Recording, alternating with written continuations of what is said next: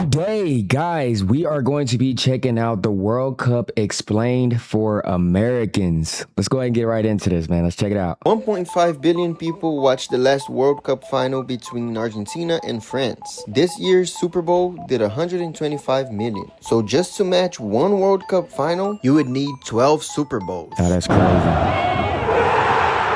And with the next World Cup being hosted by the US, I think it's the perfect time for me to explain how the World Cup works. Because if you didn't grow up around soccer, it could get a little confusing. Countries, groups, qualifiers, knockout rounds, extra time, penalty shootouts, people crying in the stands like their life depends on it. Allow me to explain. The easiest way to explain it is to think about the Olympics. Countries competing, flags everywhere, national pride, and I'm not gonna lie, there was a time where I thought that the World Cup was the Olympics. Like the World Cup was like in the Olympics type.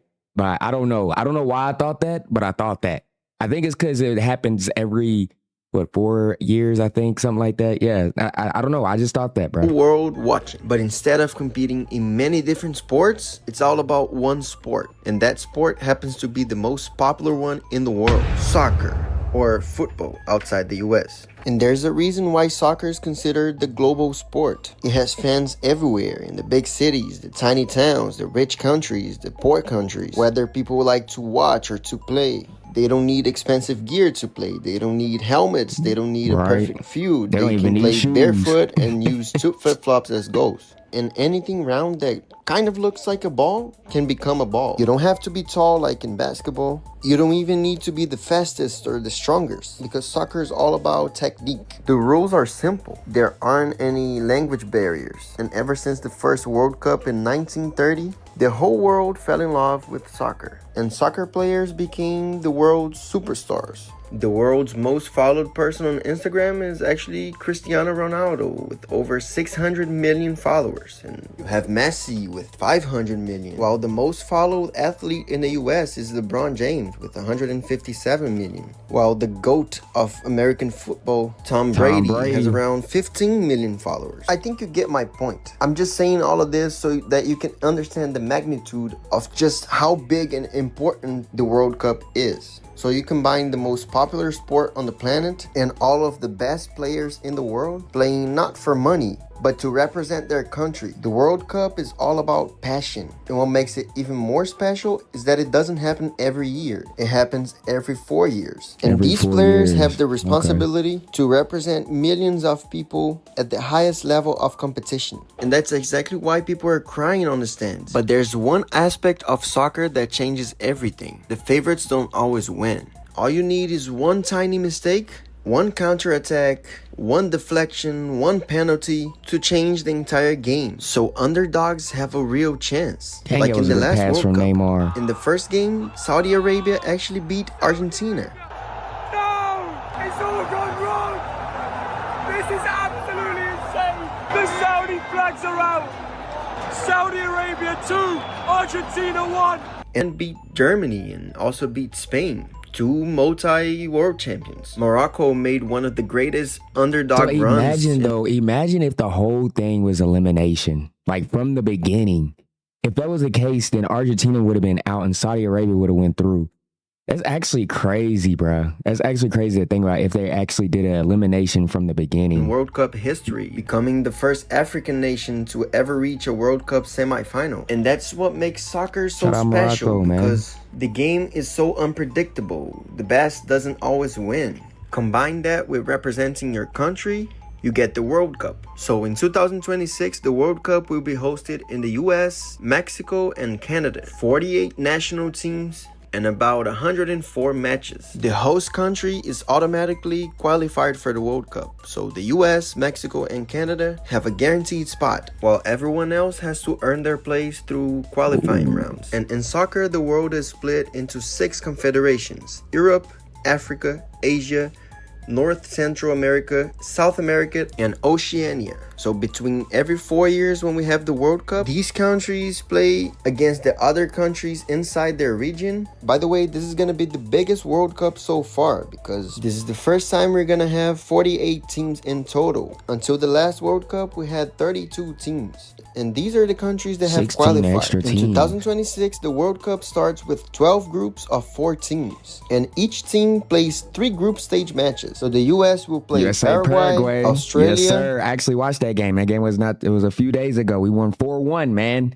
4-1. So yeah, I'm gonna be tuned into that Australia and next. Turkey, and I think Australia. the US is gonna be first in that group, but only if it can beat Turkey. So every win, you get 3 points. If you have a so we draw, got 3 points each that team game. gets 1 point. And if you lose, of course, you get 0 points. So if the US wins all 3 games, they're gonna have 9 points, and whoever has the most points are gonna be higher up on the table, and the 2 best teams of each group will qualify for the knockout matches, basically the playoffs. However, this year you're also gonna have the 8 best third place teams also move on. Remember I said FIFA increased the number of teams that are participating? And that's why the group stage got a little bit more complicated to explain, and also we got 1 more knockout round. So that's why the top 2 teams move on, and also the 8 third best places are also gonna move on to the playoffs. How are they gonna decide the 8 third best?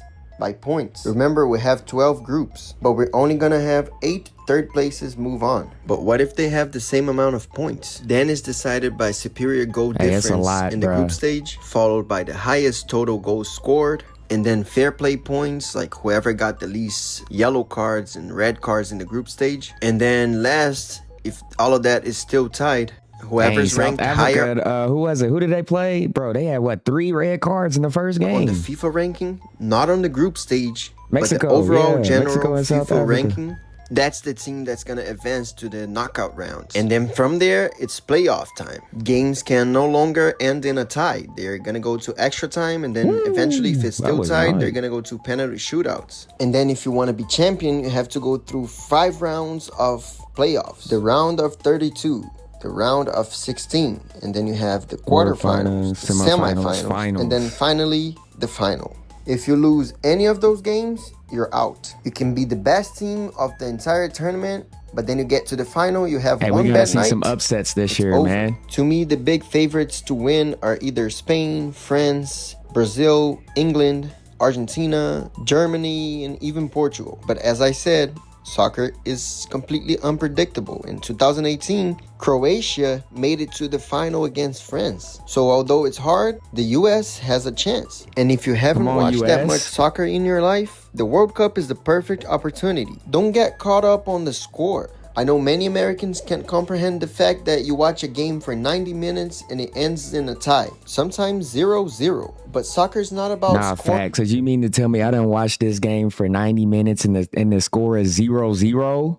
Bruh. All the time, like in the NBA. It's about being unpredictable and knowing that anyone can score or anything can happen, and the whole history of that game is changed. I know I'll be rooting for Brazil, but also for the US, and I can't wait for June 11th because every World Cup that I watch is engraved in my memory forever. It runs for a little bit more than a month, but it gives you the opportunity to experience crazy moments that you won't ever forget. And that's why I make sure to watch every single game from every country. And I'm 100% sure if you give it a real chance, you're gonna fall in love with it. And that's why you should. I'm giving it a chance this year. The last one, like I said, I've been telling y'all, the last one I watched was the Qatar, and I was rooting for France, but they got beat by Argentina in the final. But look, US, bro, I'm rooting hard for US this year. I gotta root for my country, man. Subscribe to my channel because I'll be making a lot more. I see. Hey, we won our first game 4-1. You feel me? I'm tuned into the next game. I think it was on the 19th. It's on the 19th, right? Hold on. Who we play on the 19th? Who was it? We play. Go back. Where's it at? Oh my gosh, I watched that much. Australia on the 19th. Yeah, I'm tuned in, y'all. Let me know who y'all think is gonna win the World Cup. Who is y'all's favorites to win the World Cup? How far do y'all think the US can go? I think we might slide. I think we can slide in and eliminate somebody in that elimination round. Cause I feel like y'all sleeping on us, bruh. We can slide in and eliminate somebody in the elimination round. Stop playing with us. Let me know y'all thoughts. Hope you guys enjoy my reaction and commentary. Smash a like, hit the sub if you're new. Ladies and gentlemen, y'all.